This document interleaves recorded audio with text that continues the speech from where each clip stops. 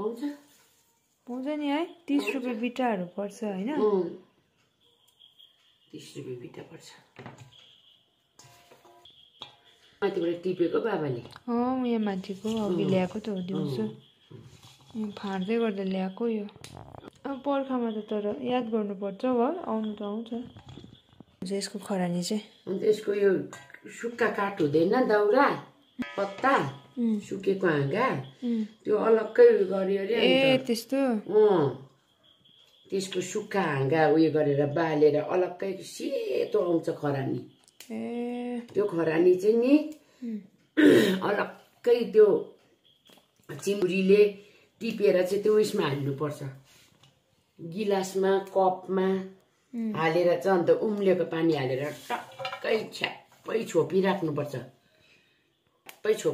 अन्त भोलि बिहान त्यो पानी सट्टै खाइदिनुपर्छ कि आम्मामा एकछिन त भुँडी गुटुटुटुटुटुटुटुटुटु गर्छ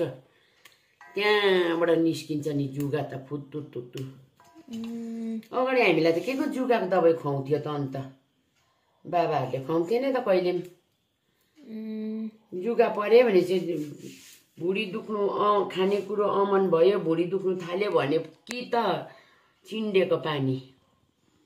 त्यो चिन्डेको पत्ताहरू सुकेको छ छैन हेर त जा भन्थ्यो बारीमा अनि जहाँ पनि सुक्खा छ भने लिए त भन्थ्यो अन्त बाल्नु लाउँथ्यो अलग्गै चोखो भाँडामा बाल्यो टिनतिर अलग्गै राख्यो आमै पनि झिक्राको आगो नबालिकन त्यसको आगो बालेर त्यसको खरानी मात्रै निकाल्थ्यो क्या निकालिदिन्थ्यो नि हौ जुगा त कस्तो टर्रो हुन्छ यसको अन्त जुगा त्यसै मर्दैन चिसो बनाएर खानु कस्तो मिठो लाग्छ तल्लो घर आन्टीले कोही के बेला हुन्छ कि दिन्छ कि आन्टीलाई पनि मैले सिकाएको त अझै बेतलौरी खानुपर्छ है बेतलौरी खानुपर्छ पिसाब पोल्ने बिमारमा बेतलौरी